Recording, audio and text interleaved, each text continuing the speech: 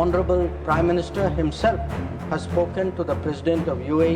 ಇತ್ತೀಚಿನ ದಿನಗಳಲ್ಲಿ ಪಶ್ಚಿಮ ಏಷ್ಯಾದಲ್ಲಿ ನಡೀತಾ ಇರುವ ಸಂಘರ್ಷಗಳ ನಡುವೆ ಭಾರತದ ಒಂದು ನಿರ್ಧಾರ ಜಾಗತಿಕ ಮಟ್ಟದಲ್ಲಿ ಗಮನ ಸೆಳೆದಿದೆ.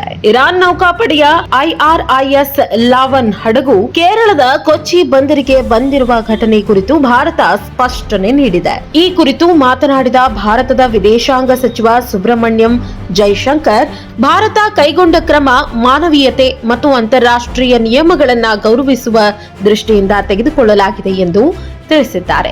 ಮಾಹಿತಿಯ ಪ್ರಕಾರ ಇರಾನ್ ನೌಕಾಪಡೆಯ ಈ ಹಡಗು ಮೂಲತಃ ಒಂದು ನೌಕಾ ಅಭ್ಯಾಸ ಕಾರ್ಯಕ್ರಮದಲ್ಲಿ ಭಾಗವಹಿಸಲು ಹೊರಟಿತು.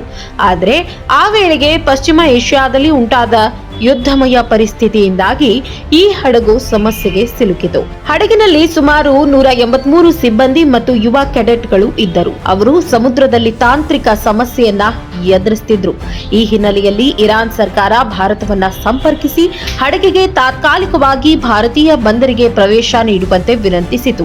ನಂತರ ಪರಿಸ್ಥಿತಿಯನ್ನ ಪರಿಶೀಲಿಸಿದ ಭಾರತ ಸರ್ಕಾರ ಮಾನವೀಯ ದೃಷ್ಟಿಯಿಂದ ಈ ವಿನಂತಿಯನ್ನ ಒಪ್ಪಿಕೊಂಡಿತು. ಜೈಶಂಕರ್ ಹೇಳುವಂತೆ ಭಾರತ ಯಾವ ದೇಶದ ಪರವೂ ಇಲ್ಲ. ಆದ್ರೆ ಸಮುದ್ರದಲ್ಲಿ ತೊಂದರೆ ಎದುರಿಸ್ತಾ ಇರುವ ಹಡಗು ಮತ್ತು ಅದರ ಸಿಬ್ಬಂದಿಗೆ ಸಹಾಯ ಮಾಡೋದು ಮಾನವೀಯ ಕರ್ತವ್ಯವಾಗಿದೆ.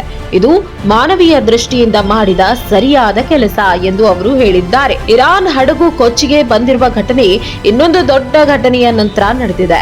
ಅದೇ ಸಮಯದಲ್ಲಿ ಇರಾನ್ ನೌಕಾಪಡೆಯ ಮತ್ತೊಂದು ಹಡಗು IRIS DENA ಇದರ ಮೇಲೆ ದಾಳಿ ನಡೆದಿದ್ದು, ಆ ದಾಳಿಯಲ್ಲಿ ಹಲವಾರು ಸಿಬ್ಬಂದಿ ಸಾವನ್ನಪ್ಪಿದ್ದಾರೆ ಎಂದು ವರದಿಯಾಗಿದೆ. ಈ ಘಟನೆಯಿಂದ ಪಶ್ಚಿಮ ಏಷ್ಯಾದ ಉದ್ವಿಗ್ನತೆ ಇನ್ನಷ್ಟು ಹೆಚ್ಚಾಗಿದೆ. ಭಾರತ ಸರ್ಕಾರ ಈ ಸಂದರ್ಭದಲ್ಲಿ ತನ್ನ ನಿಲುವನ್ನ ಸ್ಪಷ್ಟಪಡಿಸಿದೆ. ಭಾರತ ಯಾವ ಯುದ್ಧಕ್ಕೂ ಬೆಂಬಲ ನೀಡೋದಿಲ್ಲ, ಬದಲಾಗಿ ಶಾಂತಿ, ಸಂವಾದ ಮತ್ತು ಉದ್ವಿಗ್ನತೆ ಕಡಿಮೆ ಮಾಡುವ ಕ್ರಮಗಳನ್ನು ಮಾತ್ರ ಬೆಂಬಲಿಸುತ್ತದೆ ಎಂದು ಜೈಶಂಕರ್ ಹೇಳಿದ್ದಾರೆ. ಕೊಚ್ಚಿ ಬಂದರಿಗೆ ಬಂದಿರುವ ಐರಿಸ್ ಲಾವನ್ ಹಡಗಿನ ಸಿಬ್ಬಂದಿಗೆ ಭಾರತೀಯ ನೌಕಾಪಡೆಯ ಸೌಲಭ್ಯಗಳನ್ನು ಒದಗಿಸಲಾಗಿದೆ.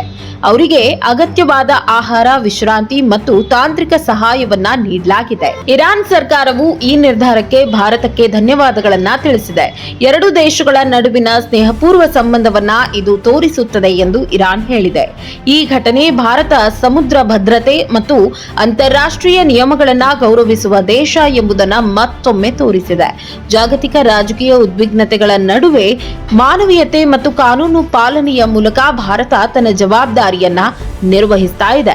ಒಟ್ನಲ್ಲಿ ಇರಾನ್ ಹಡಗು ಕೊಚ್ಚಿಗೆ ಬಂದಿರುವ ವಿಷಯದಲ್ಲಿ ಭಾರತ ತೆಗೆದುಕೊಂಡ ನಿರ್ಧಾರವು ಕೇವಲ ರಾಜಕೀಯದ ವಿಷಯವಲ್ಲ, ಅದು ಮಾನವೀಯತೆ, ಅಂತಾರಾಷ್ಟ್ರೀಯ ಕಾನೂನು ಮತ್ತು ಸಮುದ್ರ ಸುರಕ್ಷತೆ ನಡುವಿನ ಸಮತೋಲನವನ್ನ ಕಾಯ್ದುಕೊಳ್ಳುವ ಒಂದು ಪ್ರಮುಖ ಉದಾಹರಣೆಯಾಗಿದೆ.